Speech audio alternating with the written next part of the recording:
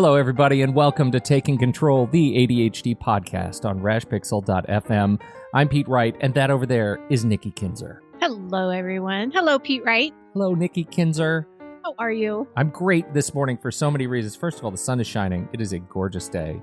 We are no longer confined to the doom and gloom of our season, and spring is springing. My grass is growing, needs to be mowed. Mm-hmm. It's just a lot of good in the air. Allergies are kicking up again a little bit. Allergies are kicking up. I'm running again. My knees hurt. You know, that's it. But overall, it's very. But overall, it's still very a positive. really good day. How are you? I'm doing great. I'm excited for the spring weather too, and actually, my family purchased something last week. So it has been a lifelong bucket list item for my husband to have a boat, a ski boat. And I'll tell you, from the minute I seriously, literally within the first month that I dated my husband, he has always talked about a ski boat. So you ask him, what do you want for your birthday? Oh, I want a boat. What do you want for Christmas? I want a boat. So the boat is always on his list. It has been every single year. We've been married for 17 years. We were together a year before that. So for the last 18 years, a boat has been on his list. He grew up on the water, and it's his happy place. It's his peace. It's his place where he goes to find peace, right? And so you'll never find my husband happier than on the water. And for years, there's just about nothing that I would like to do less than be on a boat on a lake somewhere. Oh my goodness. Gosh.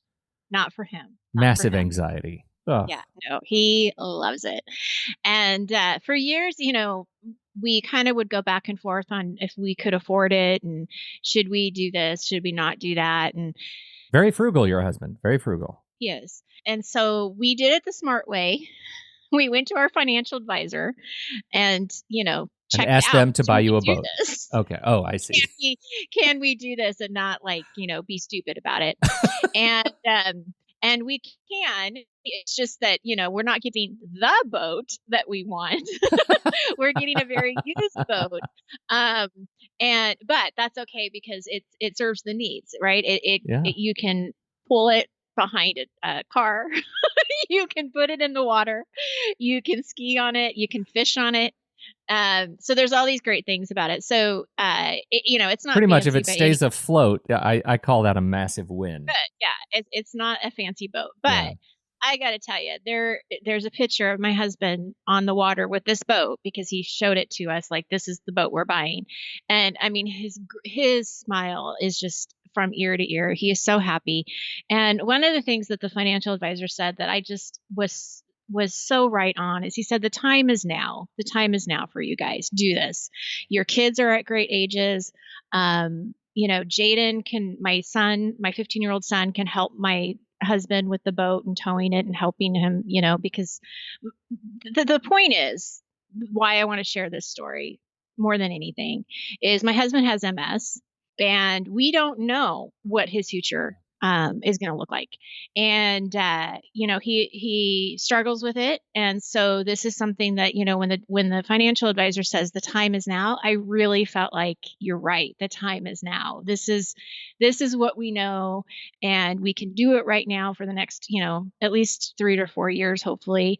And, so we did it. So I was really just touched by the whole experience. Yeah. And so this weekend is the first weekend that we're going to be taking the boat out.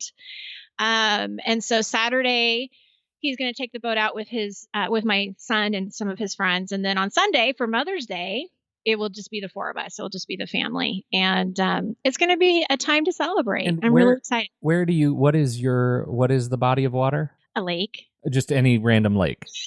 I have no idea. You don't know. We live in the Eugene Springfield area in Oregon. There's lots of lakes around us. I don't know which one we're going to go to. So okay. Roll the dice. It's not like it's right down the street, but we have a river that's right down the street. But I don't think we're going to take the ski boat on a river. So. That seems like a horrible idea. Yeah. I don't care for it. Idea. Okay. Yeah. But anyway, it's a really touchy moment to see, somebody you love so much be able to check something off of their bucket list and and, just to do it, to just let's do this. Good for you. So Good for you. Good for him. I'm glad he's so happy. And stay away from any lake monsters or any sentient foams. And we won't be inviting you on the boat. It would be very dark. Obviously, you don't. I would be very grim. No, I would be not a good candidate. Oh, that's funny.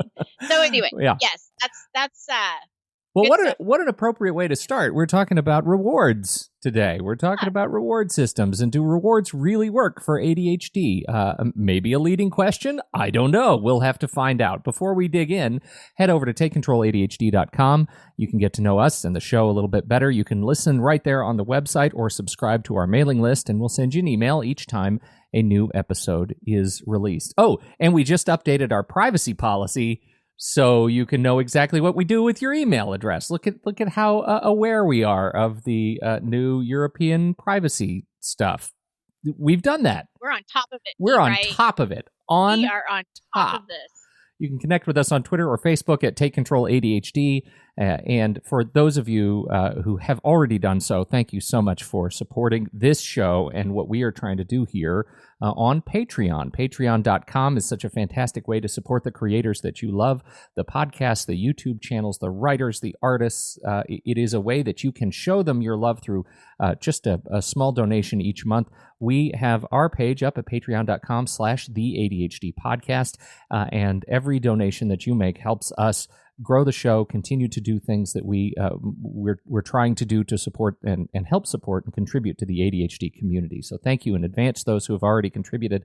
For those who haven't, if we've touched you in the last 7-8 years we've been doing this show, head over to patreon.com again /the ADHD podcast. And join us. If you were to do that, you would be able to join us live and listen to and watch us on our YouTube live stream as we're recording the show each week. We really love it. It's one of my favorite things to do every single week. So thank you again for helping us out. Okay, rewards and ADHD. Nikki, where did this come from? Well, this actually came from the Patreon ADHD podcast Facebook group. It was a conversation that was being had. And, I went back to try to find it last night when I was prepping for the show today, and I can't find it. It's buried. It's buried in conversation. So I can't remember exactly how it got. Yeah, I know. Yeah. I can't remember exactly how it got started or exactly what was contributed. I just remember saying, oh, this would be a really good podcast idea. And they were all like, yeah, that's a great idea. So that's where it was inspired. And it was interesting because I actually threw the question out to the Facebook group and got some really great additional ideas to add to this podcast. So they are helping out with some of the solutions, which is cool. But before we get to that, I thought we could talk a little bit about why we would use a reward system, because it may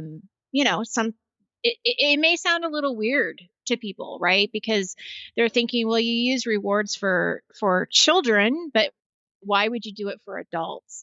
And that's what I think is important to understand, is that's how ADHD gets put into it all of a sudden. Because if you think about your ADHD, you are going to be naturally attracted to doing the things that you're most interested in.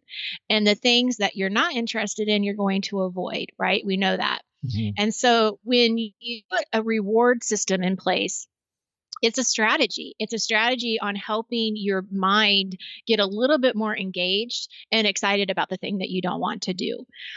So the reward can actually, again, help you get started, right? Because that's an executive function that we're struggling with. And it also takes away the negative of approaching the task. Because if you think about, oh, I've got to, mop the floor today, and that sucks. But what this does is when you put a reward, it kind of takes the negative out of it and puts a positive spin to it, right? So that's a good thing. That's a positive thing. Rewards can also keep you motivated along the way, because if you know you've got the little carrot kind of dingled, as you're doing something, it'll keep you motivated to keep doing it.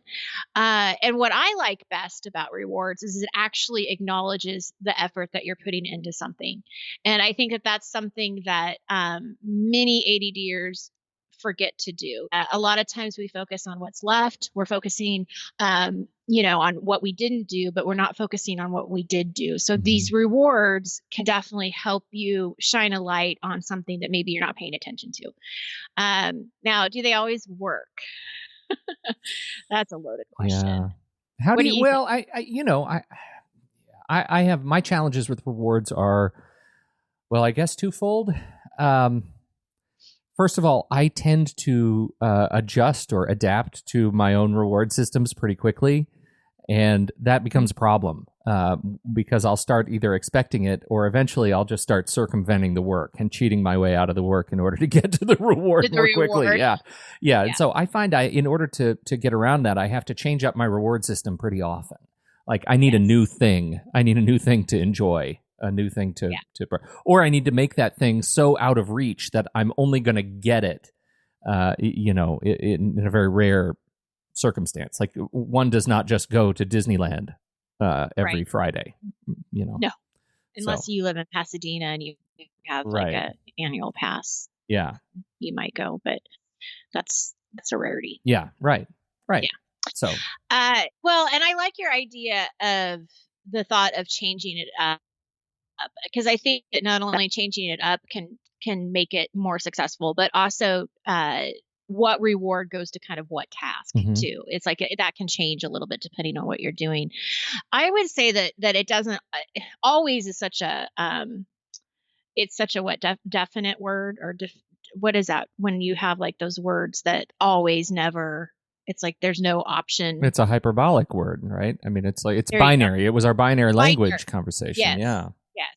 So I think to say that it's always going to work is not a fair, of course it's not always going to work. Right. But I think that what I want people to look at is that when it does work and they're seeing that success, then you know what, that's a good thing. So even if you're trying it and it doesn't work all the time, just a little bit of progress is what we're looking for. It doesn't have to be perfect every single time. So to set it up more for success with your ADHD, we have to think about the reason. First of all, the reason that you're putting this reward in place, and that is really to help you engage into the task. So we want to make it more interesting. Otherwise, it will get ignored. So do definitely remember the motivation of why you're putting this reward in place. And for it to really work, I think more times than not, you want to receive the reward while you're actually doing the task, not after. Because there's this instant gratification that we want. And ADHD lives in the now. We're not living in the later, and later may not mean anything to you. So even though you've attached something at the end of doing something, it may not be good enough for you to still do it, just to get that reward. But if you're getting the reward while you're doing the task, it makes it a little bit more engaging. Does that make sense? It does. How do you reward yourself? And you don't live with ADHD, but you live with ADHD. You know what I mean? Yeah. So I know what I mean. What do you do? What do you do to reward yourself? Well, what are your favorites? Yeah, there's a couple of things that I do, and this is specifically for house cleaning, because I hate house cleaning, and I'm very resentful of it. Just throw that out there. Yeah. It's like, it just makes me mad. Yeah. So what I'll do is I will listen to a podcast that, while I'm doing my house cleaning. And I usually try not to listen to ones that are around ADHD or that are around business. And that's just because I am trying, when I'm cleaning the house, it's either on a Saturday or a Sunday, and I kind of need to block away that, because then I'm learning and I want to write stuff down, and then I'm thinking about my business, and then I'm pretty much just working. And so I want to listen to something that's funny, something that's more entertaining. I started listening to Dax Shepard's podcast. He's funny.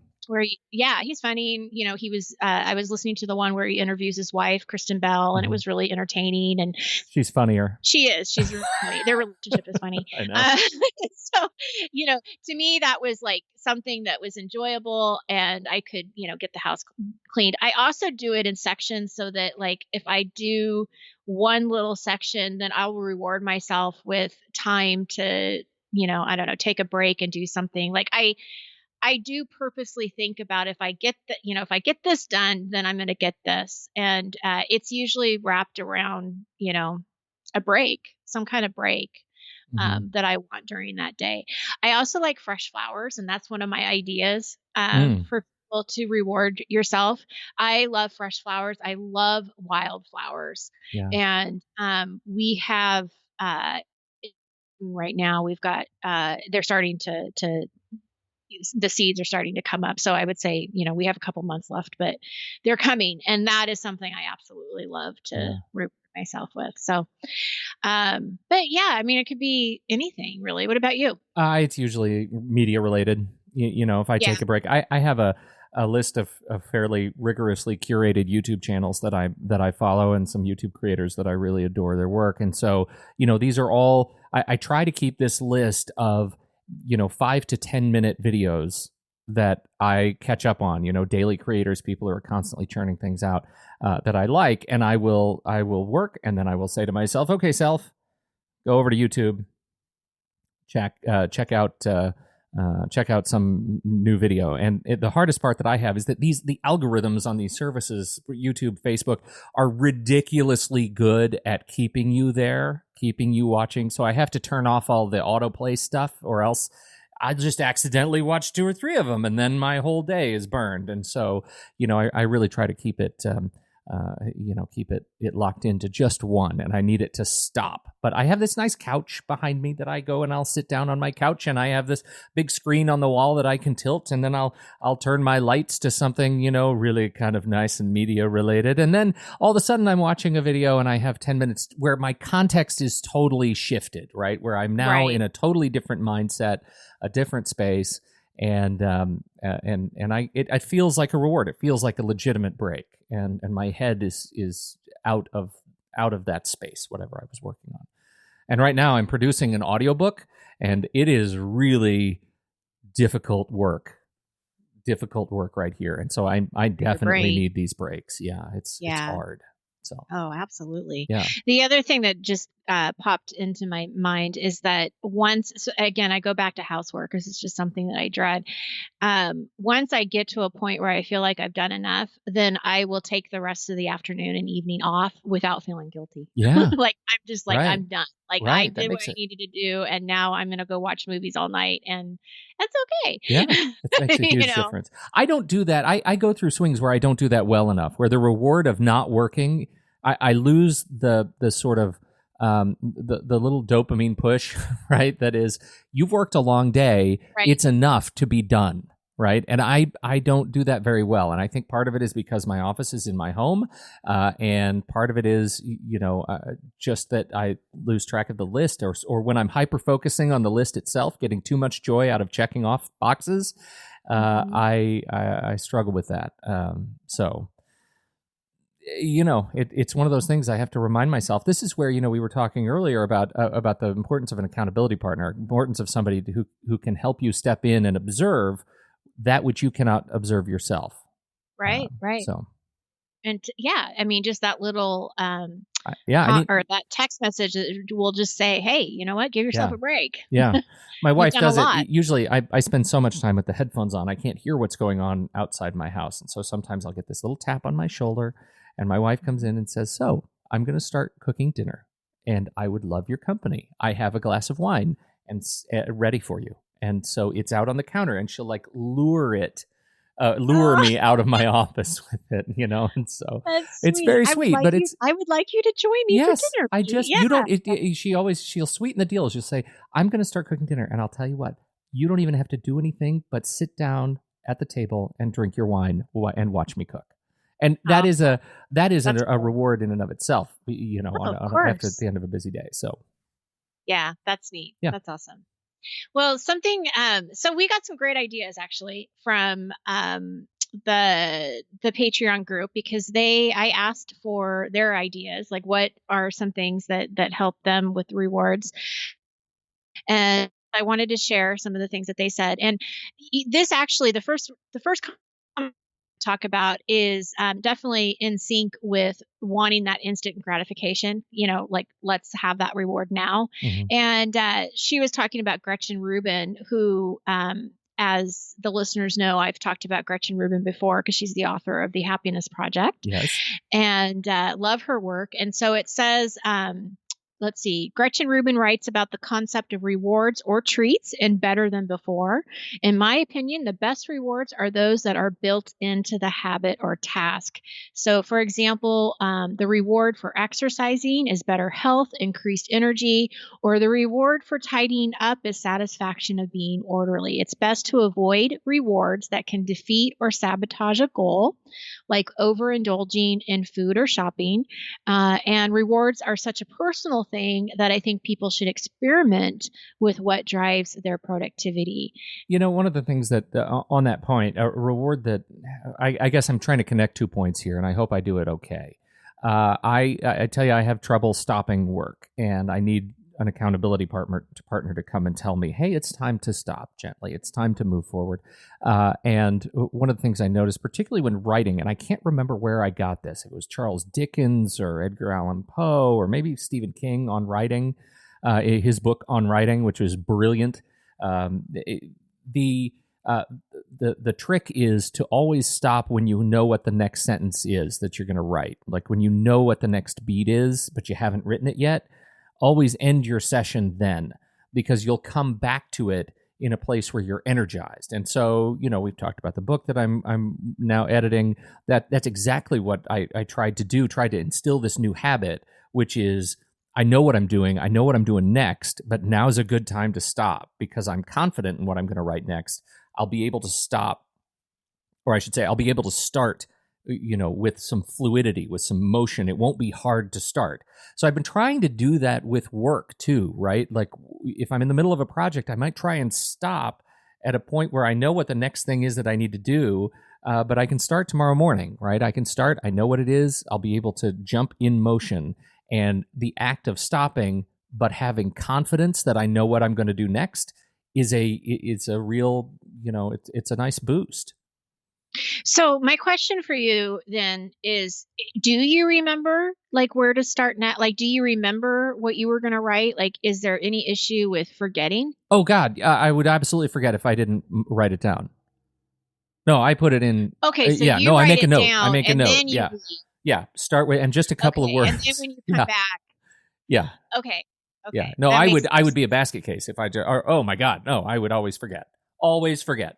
Now with work, it's actually easier because I already have the tasks broken down in Todoist in this case. So I know where I'm going to start next because it's already there. Like I see it. But no, with writing, I would forget. I have to make a note. This character does this thing. So, yeah. Okay. Right. That's a great question. I would be because I paralyzed. just know in my own writing, like if I get into the groove of something and then I think I like what you're saying is I know what the next sentence is going to be, or I know what my next point is. Mm-hmm. If I was to leave, I would be so afraid that I would lose it. So, but you're saying no, you're still writing it down. Just make a note. You write it down. You're just not. It makes it easier. Yes. To come back in. I'm going to try that because I had some writer's block last week with.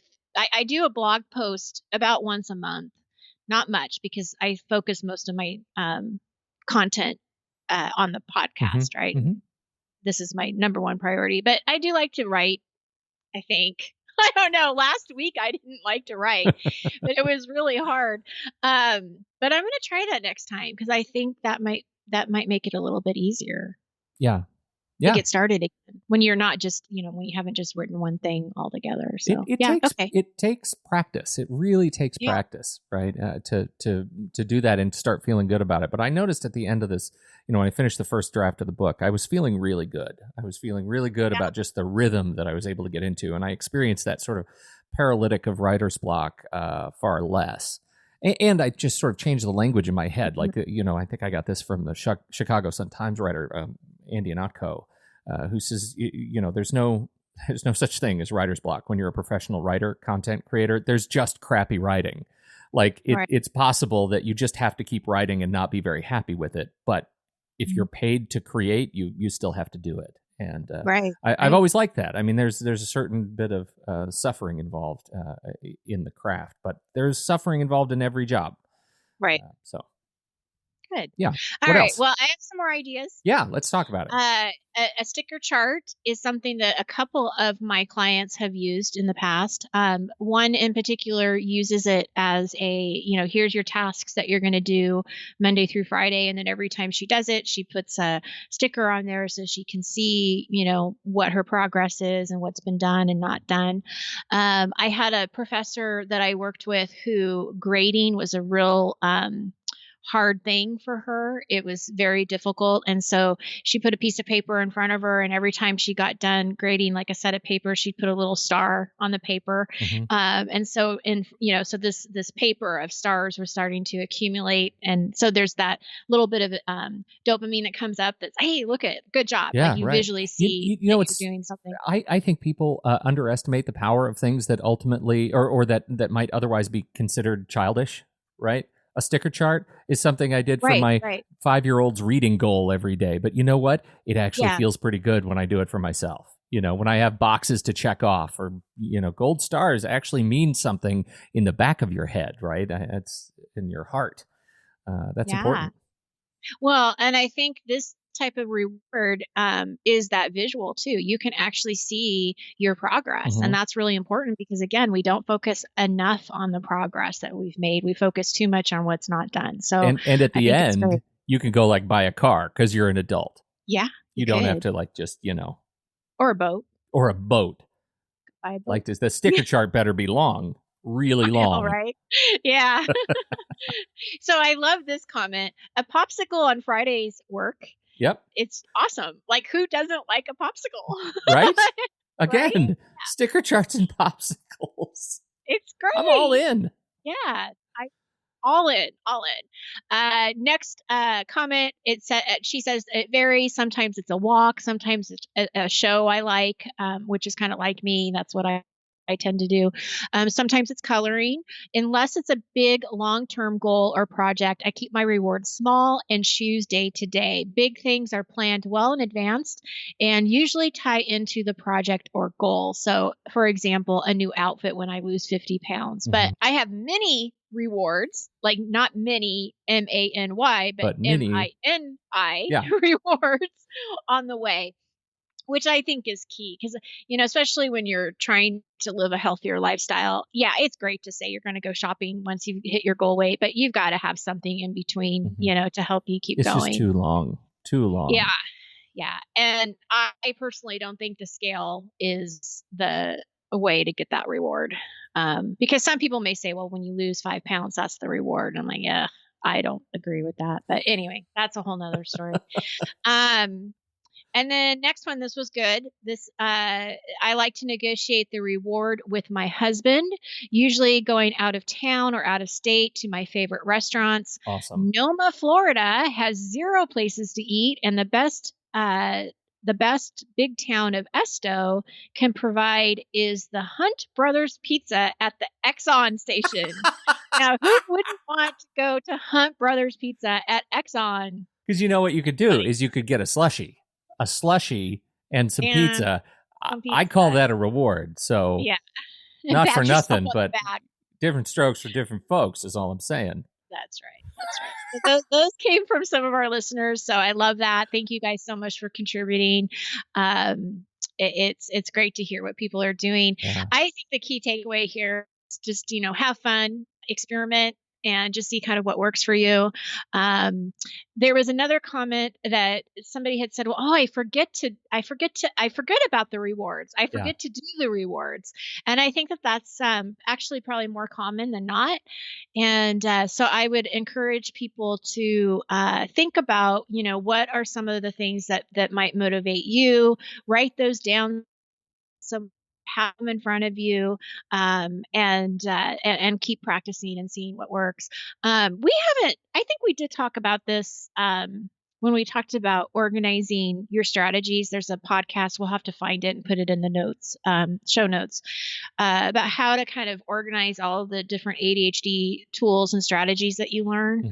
Having a place you can go when you need it, something, maybe you're struggling with something and you can go to this one place and say, okay, look, this worked and this this was a good idea.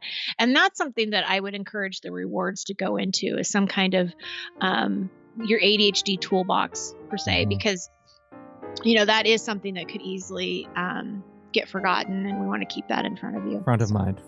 Keep it on a whiteboard right in front of your computer. Things that you like to do with yourself. This is great. For me, it's that rewards do work, but it, again, like all of this stuff, especially with ADHD, it takes practice to build these habits.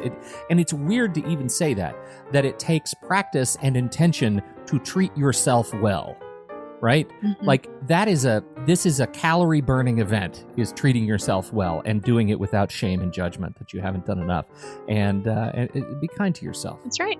Be kind to yourself. There you go. All right. This is great. Thank you, everybody, for downloading and listening to this show. We sure appreciate your time and your attention. On behalf of Nikki Kinzer, I'm Pete Wright, and we'll catch you next time right here on Taking Control, the ADHD podcast.